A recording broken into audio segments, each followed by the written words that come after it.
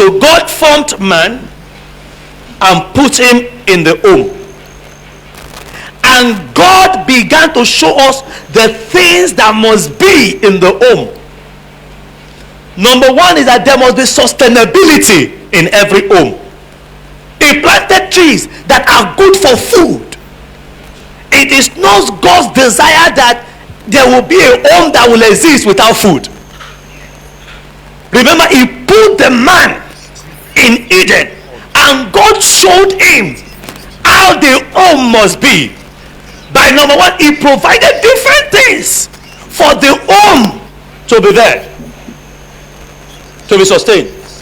Then he gave even water, refreshing. The home must be a place of comfort. That was why you began to read of the river. Water represents refreshment, refreshing. When you are thirsty, you take water, you are refreshed. The home must not be a place that is uncomfortable, where there is always quarrel, fight, misunderstanding. You don't know. The home must be refreshing, a place of relaxation. For every man, you must always have the vision that this is our home, the home. The first home God created, he put water there, he put food there. So the home is not a place that you start learning how to exchange blows, or learn how to turn to a tiger overnight. Then in verse 15, and he put man in that home. All this while the man was not there. He put man in that home and took the man and put him in the garden of Eden to dress it and to keep it. Man, you must learn how to maintain your home. Men must know how to maintain their home.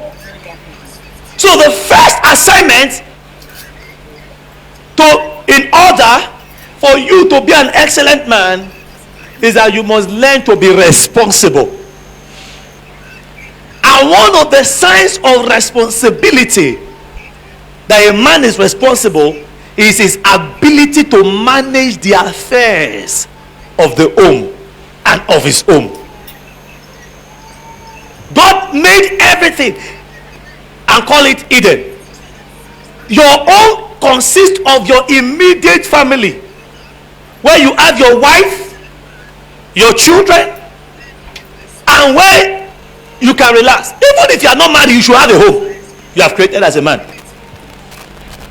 It is not until you marry as a man that you should have a home.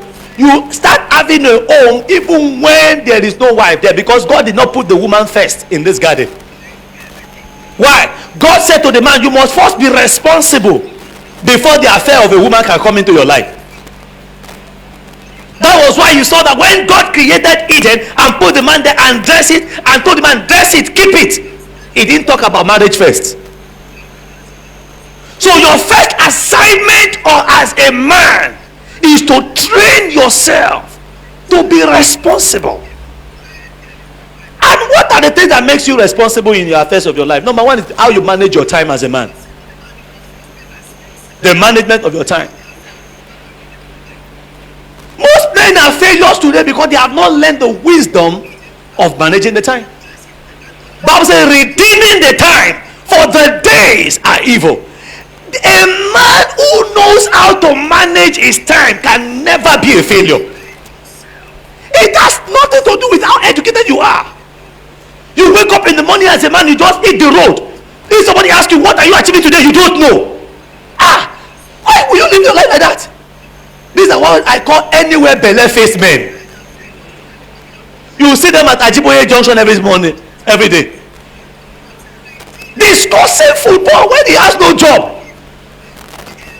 and he's calling with his big mouth. Permit me to say, I didn't mention anybody's name. He's calling Messi my boy, Ronaldo my boy, and you yourself, you don't have the slippers. Is that not an irony? Some of the people you see there have no business being there, but because as they went there to get there, then the association of aimless, not everybody you see at the newspaper stand is aimless anyway, but A lot of them are aimless because they don't have any job in there. If you are a white man, if you are rich enough, the newspaper guy will even bring it to your house. And some of them will be there when you drive out in the morning. You will see them there. Give them 2 hours later, they are there discussing football at 10 a.m.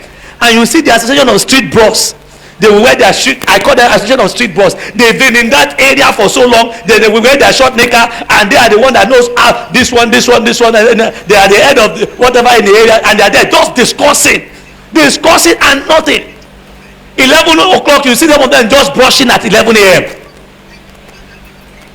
They are where they are because they have not learned the wisdom of what? Time management. That is why one of the culture, I will keep saying it, that every man must develop is the culture that when you wake up in the morning, sit down and ask yourself, what am I achieving today? Write it down. Write it down. Write it down. Write it down. What am I achieving today? Write it down. Write it down. Write it down.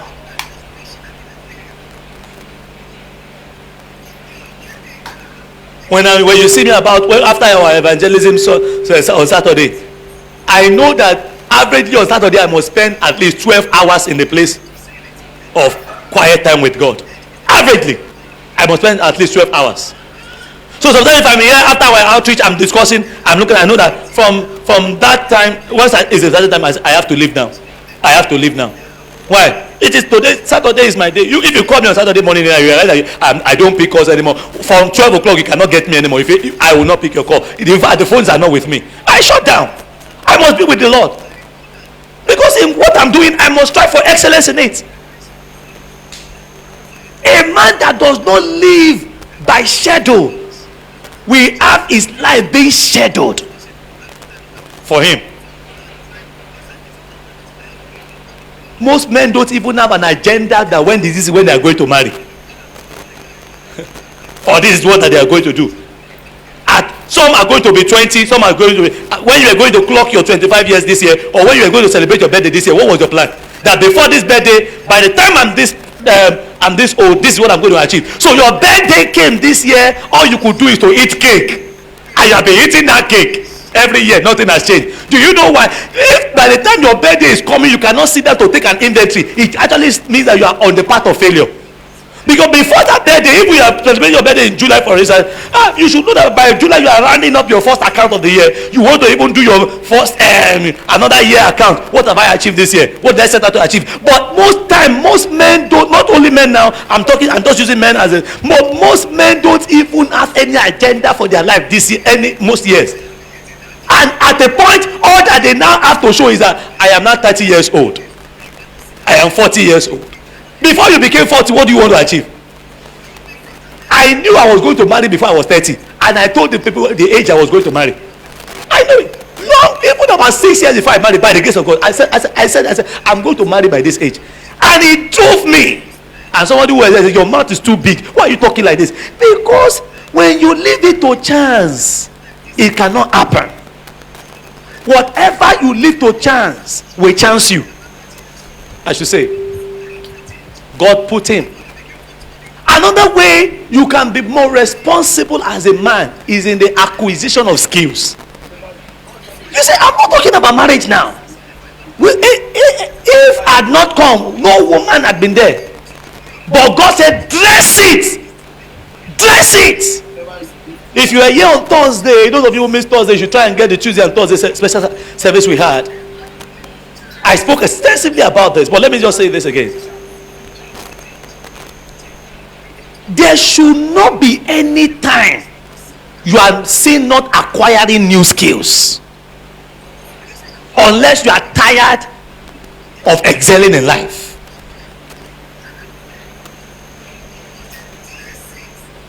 Most men today are where they are because their skill level has limited them. I was sharing on Thursday about one of our women in church. That I've known her for some time now. Every time you see that woman, she must always be putting on something she has used her own hand to create. From the dress to the headgear, I think the one she has not done now is shoe, and I will not be surprised the next time she has done, she has started learning how to do shoe. It's the truth. truth. How come a whole year we go and all you are still eating from, all you have based your life on is what you have learned 4 years ago? Those who learned typewriter some years ago are no longer relevant today. No pastor can deliver them from that quest unless they go and learn new thing. So imagine if at this age and time they call you as a man. What do you know? Say, I'm a specialist in secretariat study. Secretariat study, what are you doing? I know how to type with using typewriter. Do you know Microsoft Word? You don't know. Do you know Excel? You don't know. Listen to me. In this age and time, if you don't even know what the word processing application, Microsoft Word, Excel, PowerPoint, basic one, already 50% of your life has been cut short from being relevant in this generation. Computer knowledge. Say all this computer, their wish. And you see, when people are bankrupt of knowledge, they demonize what they cannot understand. Just as somebody said that don't wear wig because they are made from under the water. When I know that there's a factory, so once I can prove it that the one that the woman is wearing is not from the water, then at least go to the factory at Fagba, there you see them, or go to the one of Accra. Don't eat Titus. Somebody even said one foolish thing. Don't eat Titus, you go to hellfire, because Titus is so you know when you go see real Oforo. Do you know Oforo Titus? Hey, my God, the Titus that speaks in tongue. It's not dry. It's not Oforo is not dry. It's in between, and the skin will begin to shine, and you see that good thing. You say that if I eat it, I will not go to heaven. Then I don't want that your heaven. I don't like it because heaven will be boring. But even in heaven, the Bible says that there will be different kind of meat. There is a tree that will be giving 12 types of fruit in heaven. Cause will be better food. I'm sure they will be eating in heaven. I'm sure, because the Bible says that there will be fruit. If we cannot eat food, and do you think God will only turn out to vegetarian in heaven? I don't think so. Listen to me. If you're a man here, ask yourself, 2019, what new skill have you acquired?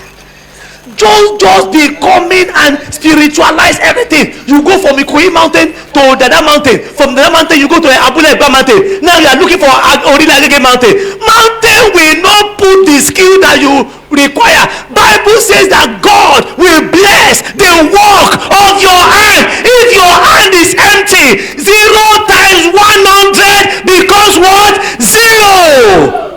No amount of anointing oil can prosper a man whose hand is empty. And the Bible also says, whatever your hand findeth to do it with all your heart. In other words, Bible says be the best at everything you are doing. Strive to be the best. Strive to be the best. Christianity today has useless the place of skill acquisition, but it is wrong. Let's acquire new skills. Let's acquire new skills. In my office, there was a lady that misbehaved. I wanted to give I think that was my Oniru office. I wanted to give her, we gave her the final query.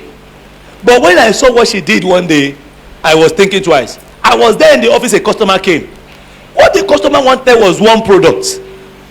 By the time this lady finished with them, they've bought almost all the shop. They came to buy one thing. Then the lady said, sir, you look at this one. Then the people will, and they will buy. Look at this one. She nearly sold everything. They spent money that day, and after they swipe the last card, even the customer look and say, madam, please take. You are too good. Unless I'm foolish, that's when I will just sack that one. Let that, don't even all her sin were forgiven that day when I saw that thing. She had perfected that sales skills. They said they want to reduce staff in your office. You are going to the mountain to pray. Before they reduce the number of staff, now why should your name be there if all this while you have been going early to work, doing what you ought to do diligently? And there are some people, even if everyone wants to come down, some organization cannot sack them because they have made themselves too relevant to that organization. While the other one knows only how to pray, these ones are praying and they are also acquiring new skills. Our staff was sharing with us last week, was sharing that in our own organization, where she was working, she saw an opportunity at an opening, and she decided that she was going to quickly go for another course. So she went for that course about 2 Saturdays ago. She was with the federal government. So she acquired a new skill. Then she positioned herself. Then all of a sudden, within some days, there was a reshuffling in her organization. And then they were looking for those who were feeling that day. In the place of, how many staff do you say your organization have? 40 something, over 40 staff. Your department, how many places? 42. In the midst of 42 people, she was the only one that acquired that needed skills. And guess what? The eyes of the rest now became open to it. Hey. But now already she has started. Then the rest now, by the time they want to now go and acquire it, the door has closed. So they have to wait till next year. Now the exam you wrote, she told me, because I was the only one that came to write that exam, automatically, even if I want to fail, it's too late. They have to give me automatic promotion. But now the same exam and 41 people are now going to write, and they only need few. That means those want it to be more competitive for them. There is a time for everything in your life. You are busy buying designer jeans all around the place. You don't have WAEC. You are buying designer jeans all around the place, and you no qualification in any field.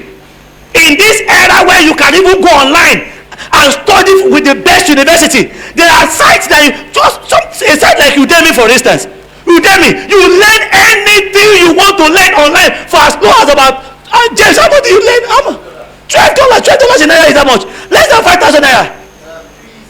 3,700. You will use it to learn anything in your house. You are only carrying the phone, revealing your big head like a mango tree like that, and you are happy. You think that is what phone is all around? I didn't call anybody's head. Don't be angry with me. There is no room to be bankrupt of knowledge in our generation. You can learn from Harvard, learn from the best schools on your phone now with less than 5,000 naira, and you are still going about claiming you don't have a job. It's not that you don't have a job, or you don't have the skill for the job that is being advertised. So if the pastor wants to deceive you, he keep calling you and praying for you, the best I can do is what I'm doing for you right now. Go and get the skill. By the time we pray for you, the gift of a man maketh way for him.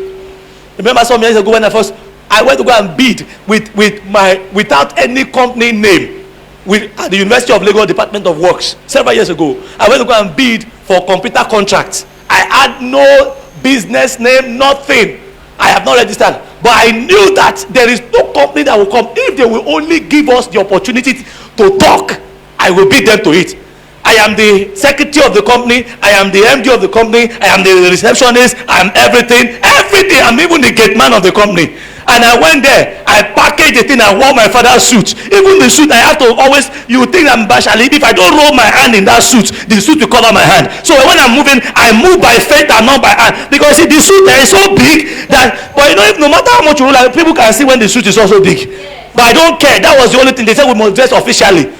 So I wore my father's suit, and those ties, the ties those days are called the shield of faith. Very big. If they use that tie to curse you, no demon can. No, even if they throw arrow at you, if you throw that tie up, that arrow can never enter. Because the tie, it will cover your stomach. Very big tie, and I wore it. And I was just there like that. When the man that was doing the interview for the court, when they saw me, he was so, he said, kekere. I said, sir, I'm not kekere, sir. I'm not kekere. He said, kekere, you know now, kekere, what have you come to do? So in other words, despite the suit, whether it was the suit that reduced my sight or I was actually short, I don't know. But all I know is that something made him call me kekere today, I don't know. And I go there, and they brought a printer out. All the vagabond English that those other one knows how to speak, they come and they say, so we are having challenges in this department. We want someone that come in, and this one will come, say something like that, and they'll say, okay, go. That one will come, say something like that, I say, go. Then they say, kekere. So I said, yes, sir. The name of my company is the Favor System. Say, so, what have you? I said, sir, you know, in this life, it's not about size, it's about wisdom. So wisdom is the principal thing, therefore get wisdom. I have come here to defend my company. I hear that there is an opening. I say, yeah, defend. I said, on the printer. Meanwhile, I did not even, you see, that you are a computer person does not mean that you know everything. It's like medicine, you have your specialization. But everybody calls a doctor, a lawyer. But not knowing that they have specialization. I don't know much about printer. I can only put paper and I know some things about them. But I know some components inside the printer. When it was my turn, the printer, they on it, and I hear, bam! Then my heart went up. And they said, what is wrong with it? I looked. The first thing I remember when I was developing my project, artificial intelligence in school. And then even the lecturer that gave me the title of the project has not even read anything about it. So I bamboozled all of them and I got a good mark because they were just looking at me and nodding my head. I said, Paraventure, you are a professor that doesn't know you know everything. So that experience came back. I said, this printer. You see, the reason is that there is a sensor that is communicating with the relay, and when the relay is not sending signal back to the I/O controller, the I/O controller is not able to feed the printing sensor because there is a chip called the Spider IC that you see, all these things I'm saying, and there are components that are inside computer, but you see, I just have to say something. So the Spider IC is the interpreter of the signal, and so everything comes in a binary way, 010101. Now from the 01 IC, when it comes to this one, so that jam you are using is because the binary IC is not able to interpret the thing to a readable format, so it's causing a clog in the system. So that is the point.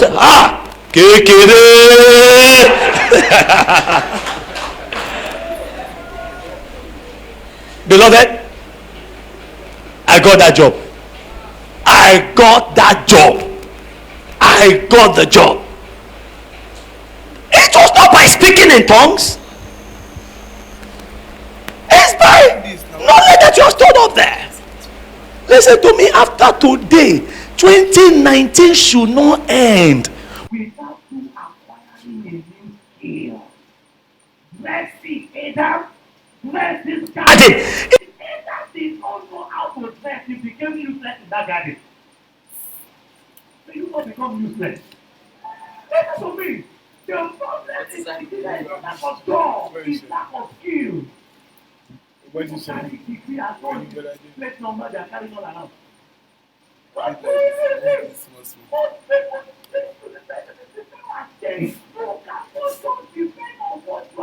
From school now, internet has made it available for everybody to be competitive with whoever you are. I was sharing on Thursday, we were in transaction with a multinational company that's coming to establish in Nigeria. On Thursday, they did an international conference call for about 1 hour. They linked me up with their experts in Malaysia and the one in London, and we were in Nigeria. And the guy in Malaysia was asking me different questions, and I was answering him. He said this, I will say this. He said this. We talk about market analysis, and we talk about the technical part of the thing. And when we finished, the brother that was busy said, Pastor, it's good to know something. I said that not just to know, strive to know it well. For the gift of a man, make it way for him. Whatever you are find to do it with all your heart. Amen. So these are the skills. 1 Chronicles chapter 15 verse 22 says, NLT. 1 Chronicles 15:22 says, Kenaniah, the head of Levi, was chosen as a choir leader because of his skill. Because of his skill. He was chosen as the choir leader because of his skill. Skill is important. Don't joke with it. The second key to becoming a man of excellence is intimacy with God. Genesis 2:16 now. And God commanded, and the Lord commanded the man, saying, of every tree of the garden thou mayest eat freely. God commanded the man. If you want to be an excellent man, you must value your intimacy with God, because you are going to be leading generation. You are a man, you cannot lead yourself to fast. You cannot lead yourself to pray. Then you are already walking on the path of failure. My wife, the highest fasting my wife ever fasted before she met me and became married to me was 3 days marathon fast. When she got married to me, I trained her how to fast 7 days marathon. I trained her how to do 14 days marathon. I trained her how to do 21 days without food. Trained her how to pray for 12 hours. Trained train her on how to preach. Today she's not here, she's pastoring. I said, if you are a pastor, don't just be a pastor's wife. Prove yourself that you are a pastor. You to go and pastor and know what it means. If your wife marries you today, if you get married today, will the one woman become hot or cold? Most men have lost intimacy with God. Do you know why? Because of familiarity. Men mostly depend on wisdom. Women depend on grace majorly. That is that most churches, you see more women there. Because God created the man first. So men always feel they know God everything. They know God in and out. They know God in and out. So you see that most time the woman will have been on her way to church, the man will just be there sleeping at home, doing nothing. Why the woman say, let us pray? The woman say, oh, the man may say, hey, I'm tired. You are not going to excel beyond your level of your prayer life. You cannot excel beyond the level of your prayer life. Every man must have the altar of prayer where he receives commandment from God. Where God is saying, lead. Some will just send their wife, send their children, send them ahead and say, I'm the chairman, chief executive. It doesn't work that way.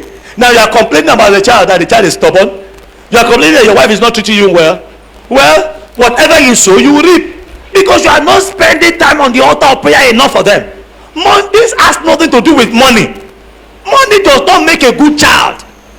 Money is not everything. Money is not the key to good marriage, the best marriage. Bible says, have you seen a man that feareth the Lord? Say, riches and honor shall be in his house. Man, let's go back to the place of intimacy. That was why, if I think you should clap for the men of Velo today. Oh, they deserve a round of applause. You can see how they did. It has been there. But I have to say, no, we are doing. Father's Day part 1, it is not working well. And if we come to this Father's Day, at least you can say that it has lived up to his billing to a larger extent. Don't leave your spirituality to chance. There are things that want to conquer your family. The devil is on the trail of your family. The devil did not come to the man, but he came to his wife. Why? Because the man opened the door. If Adam was vigilant, the devil would not have had access to that garden. Man, you are the spiritual angel of your own. What happens there should be a concern to you. You are the angel of your house. The devil entered because the man was nowhere to be found. You are a man, you don't sleep off after you eat eba like that. You don't sleep off. Snoring the whole night. Then you wake up in the morning, start taking your bath. You are opening the door for the devil, but God is closing it today. Yeah. I said, God is closing it today. Yeah. The third one, so that is 16 to 17. I'm giving you the order. Then now God brought the woman. Verse 18. He said that the woman came after the commandment. Verse 18. And the Lord said, it is not good that the man should be alone. I will make him an helpmeet for him. Now you see, that marriage is one of the signs of responsibility. That's why when you see a married man, people respect him, regardless of his age. Because to put a woman in your house, that means you must have something upstairs. That's what they believe. But you see that before you can even think of marriage as a man, you must first become responsible. Second, intimacy with God. Then you are now qualified to bring the woman in under your roof. A man who turns it the other way is setting himself up for failure. What are you going to feed the woman with? When you cannot even feed yourself and organize your finances. You cannot organize your finances. You cannot feed yourself. You cannot even dress well. Recently I began to talk to the brothers in the church on the art of dressing. One of them, I went to go and visit the other. I said, why are you not coming to church again? He said, because pastor, you said that we should be dressing well. And I feel that it's too much for me because, and I said, thank your goodness, thank your life if you have a pastor who is telling you stop wearing Dunlop slippers to church. Because if you at this age don't know how to dress, that means the son you will give birth to, if you are wearing Dunlop slippers, he will wear bedroom slippers. A man that does not know how to dress, how can he dress for his son? How can he dress for his child? No, how can he dress for his child? So angry with me, I began to say, you must dress well. I said, you must dress well. Even if it is one shoe you have, with one trouser and one shirt, you will wear it. You must learn to wear it with dignity. You don't wait for Sunday morning before you begin to know that you have to iron your clothes. But today, Adam began to fail because he forgot about the first two. He forgot about his responsibility. He forgot about his intimacy with God. So when he saw the woman, he said, oh girl, I find out about it. Say, wow, woman, this surely is he began to see vision. This is surely the bone of my bone and the flesh of my flesh. That's the only time we heard Adam talk. Go and check the Bible. The first time we heard Adam talk was when she saw a woman. When he saw a woman. Go and find out. Adam was deaf and dumb until he saw Eve. If you think I'm like, go and check the Bible. The first time Adam ever spoke, even when God gave him commandment, he didn't talk. He said, yes, Lord. But when he saw the woman, he said, hey, surely most men today are like that. They will not think of how to set up their home. They are not thinking of intimacy with God. They are not thinking of how to acquire skill. The only thing is how to sleep with a woman. And I'm sure when they saw the woman say, hey, the bone of my bone, the next thing is adrenaline began to work. Listen to me, I know that there are children, there are not children here. Sex is only about 5 minutes of marriage.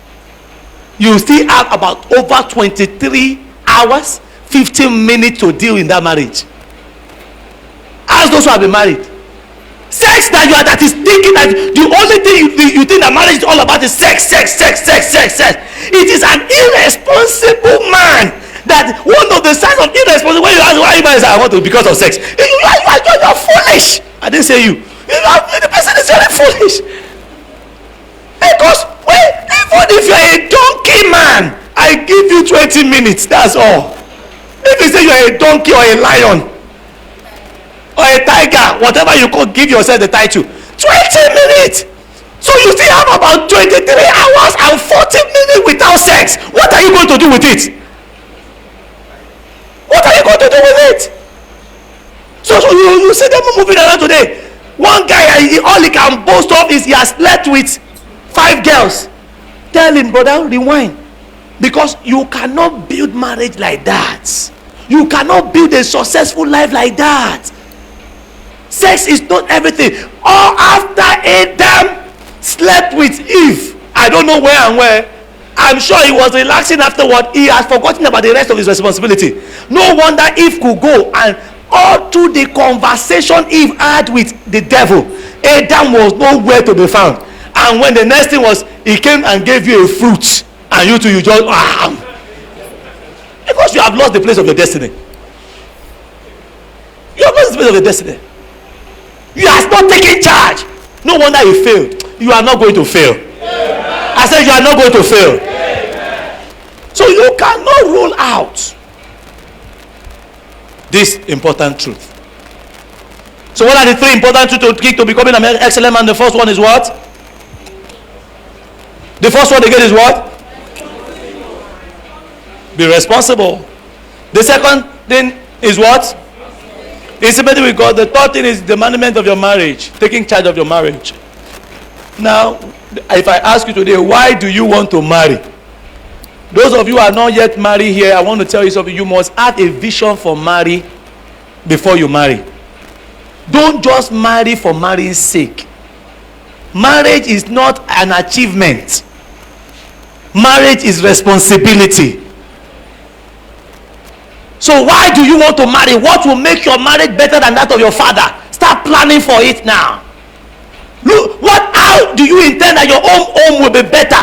Your father did not send you to school. How do you want to break that curse over your own children? Your father never took you for one vacation before throughout your lifetime. How do you end to solve whatever you did not enjoy with your own parents? You must need to make sure your own children enjoy it in your own time. That is what it means to be a responsible man. Begin to plan for it. You tell yourself, my children will go to this school, this is one, and why? So ask As you go to that work, you know why you are working. You know why you are doing what you are doing. Because you know that when it is time for you to settle down in marriage, you already know how your marriage will be like, how your home will be like. Most people who don't have a vision and a plan for their home end up marrying, and what they see in that marriage is frustration. Because even if you have not planned, you have made a plan not to plan. Not having a plan is a plan in itself. I see God turning it around today. Now, finances. Today being our covenant day of sacrifice, the number one problem in the life of most believers, beside all, is the lack of finances. And even in the home, it is a problem. But there is something called divine prosperity that every Christian or child of God must also aim for. But remember, it starts with responsibility. You doing what you have to do so that God will do what he has to do. If you are obeying spiritual laws and not having regard for earthly principle, the end of that man is total failure, shambolic failure. But in all, there is what is called divine prosperity. Job chapter 22. Job 22.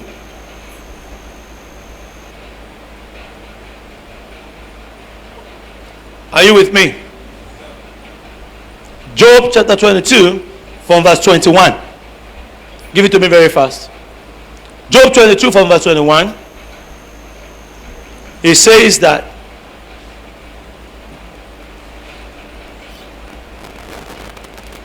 acquaint now thyself with him and be at peace thereby. And be at peace. Thereby good shall come unto thee. Receive, I pray thee, law from his mouth, and lay up his word in thy heart. If thou return to the Almighty, thou shalt be what? Built up. Thou shalt put away iniquity from thy tabernacles. Then shalt thou lay up gold as the dust. I thought somebody would say amen. And the gold of Ophir as the stones of the brooks. Yea, the Almighty shall be thy defense, and thou shalt have plenty of silver. For then shalt thou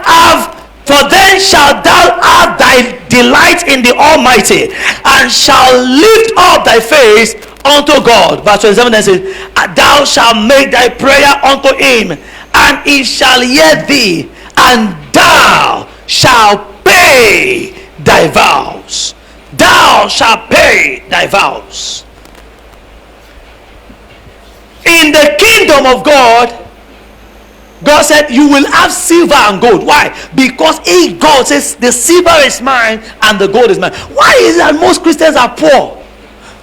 Most Christians are poor because they are not following the principles that God has set for divine prosperity. Now, abundance answers to obedience. Say with me, abundance answers to what? Abundance answers to what? Obedience is the key. For there to be a blessing, there is first an instruction, then a condition. The instruction is the promise, the condition is what you must do, then the blessing is the seal.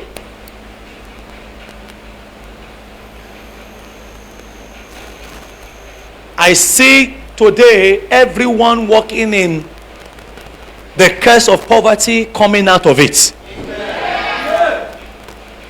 What you say amen to is what will come to pass in your life. Amen.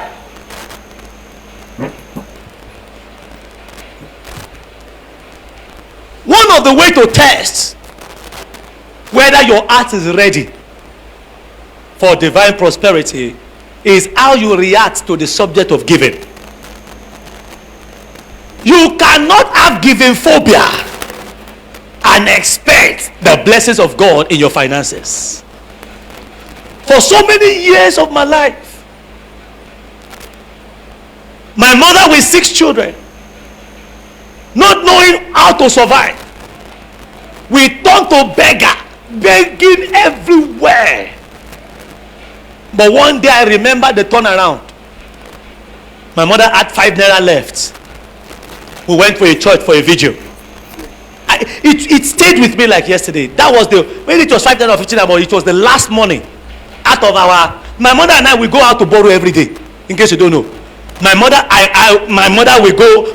The remaining 5 will be there. We will go out. My mother will go out with me. Then we will start from our house. We can do it from here to maybe somewhere like Oshodi.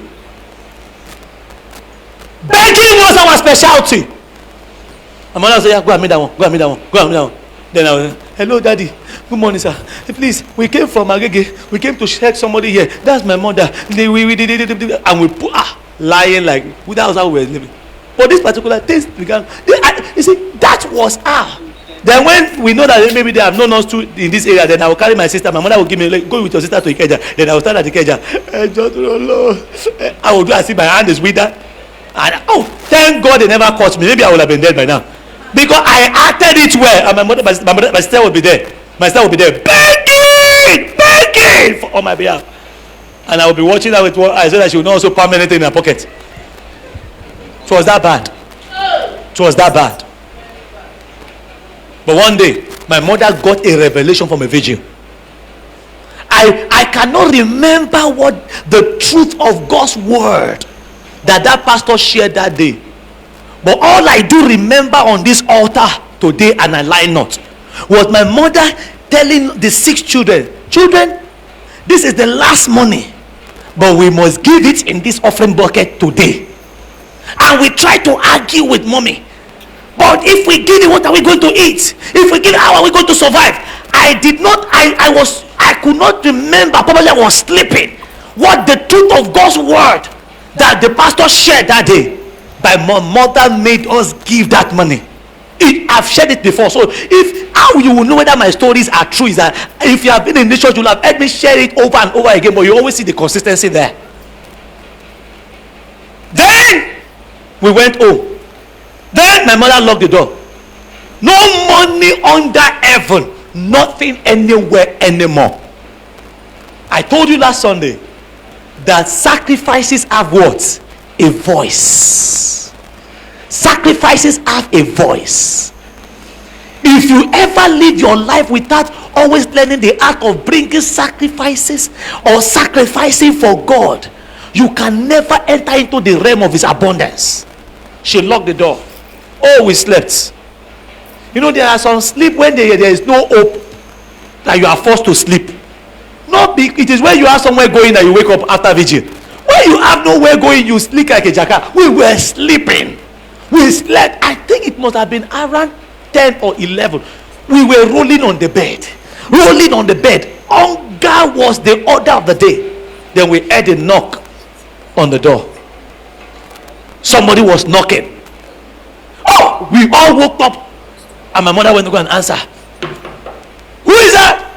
Then I said, "Madam, please, my name is Sister Nike. I'm from the next compound." Then she opened. "Madam, how may I help you?" She said, "I was praying in my house this morning, just the next compound like this house, but we have been there for over 2 years. We didn't know the woman, but this one said I was praying in my house this morning. Then the Lord said to me, go to the next house, Association Street, Yakuyu, I think number 12, and said, go and be a blessing to them. Go and be a blessing to them." So she came, she brought yam, brought rice, brought beans, and brought the ultimate one, gari. Brought the gari also, and put the money on top of it. And said, "The Lord said, I should be a blessing to you." All of us, we woke up. The sleep disappeared. When she closed the door, come and see praise and worship session. Then it dawned on us that we have no business living as beggars. What brought us to that condition was not even the absence of my father, but the absence of our heavenly Father. What brought us to, turned us to beggar, turned us to liars, turned us to whatever, even go and steal okra, steal yam sometimes, thought to eat, was not the I for so many years. I blamed it on my wicked father or my father who left. But later, as I grew from that day, I realized now it was not the absence of earthly father, but the absence of heavenly father, because God will not step into your finances if you don't invite him. God will not bless you if you don't welcome him. He said, behold, I stand at the door and knock. If any man will open to me, I will come in. I will come in. I will come in. What our begging could not do for us, God sent his angels to do it. What was answering when my mother was giving that last sacrifice? She was changing the rule of the game and saying, I'm not going to put my strength, my life in this thing anymore. Now I'm putting it in God. And the Bible said, the Lord is my shepherd, I shall not want. The young lion do lack and suffer hunger. They that wait upon the Lord shall not lack any good thing. This is God's covenant for you and I. But you must open the door of your life to walk in it. If there is anything that has changed in my life since that, is that from that time to now, I don't joke with sacrifice. I don't joke with my God. You have Christians today who don't believe in tithing. The principle of tithing, like I explained to you, is the simple principle of evaporation, condensation, and rain. He said, you have robbed me, ye whole nation. He said, how have you robbed you? He said, because in all the blessing I'm blessing you with, it never occurred to you that there must be a portion that you must always give. Every generation has their own priest. In the Bible, people say tithing is old covenant. But in Hebrews chapter 7, Hebrews chapter 11, Hebrews chapter 6, sorry, Hebrews 7, 8, then somewhere in chapter 7, he talks about Melchizedek. He said, God knew that there was a need for another priest. Let the Levites receive the tithe of all the people. But God set up another priest, Jesus Christ. He said, he is now the high priest in the order of Melchizedek. This one has nothing to do with the law, but it now has to do with the love of God. In the law, they give because they are afraid of curses. Under the grace dispensation, we give because we love God. So I don't just tithe, I even give more than my tithes, because I have acknowledged that he is the Lord that giveth me power to make wealth. Church, let us usher ourselves back to where God is everything. Today, as we place our sacrifices on the altar today, it should not even be a one-off thing in your life. Sacrifices should be part and parcel of us. The children of the darkness, they know it. You will see them, they even have New Yam Festival. And when they come and sacrifice to the God of harvest, if the children of the world could acknowledge that for every harvest that they have, there is a God that is making it happen, a small God, how much more the children of the Most High God, in week out, month in, month out, how much more you are not acknowledging that there is a God that is providing for you, there is a God that is giving you your daily bread, there is a God that is watching over your family, there is a God that is making things happen. How much more you are not acknowledging him? And you say, no, there is no need. Even in the law of inlet and outlets, a plant gives out oxygen, it takes in carbon dioxide. Human being gives out carbon dioxide, they take in oxygen. If either of them break that law and say, I'm not going to give you plants my carbon dioxide, and the plant says, I'm not going to give you my oxygen, both will begin to die. This is what happens to Christians. When you stop giving, you start dying. everything changes color. Everything changes color just by the fact that you have not seen anything that belongs to God in all that He has blessed you with. It's a mindset of the devil. This is a mindset from the pit of hell. It's a mindset that wants to defraud you of your covenant blessing, that says nothing should belong to God. Don't ever sacrifice for God. But I see us returning to that altar of sacrifice. I see us becoming a people who loves God, who are dedicated to God. In this second half of the year, every curse that has reduced your finances to a life of struggle, that has closed the door of blessing and opened up the door of frustration, today, on this day, covenant Sunday of sacrifice, it is cancelled in the name of Jesus. Amen.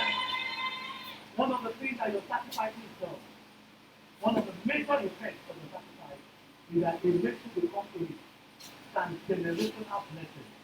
The Lord said to Isaac in Genesis 26, He said, I am blessing you because of your father.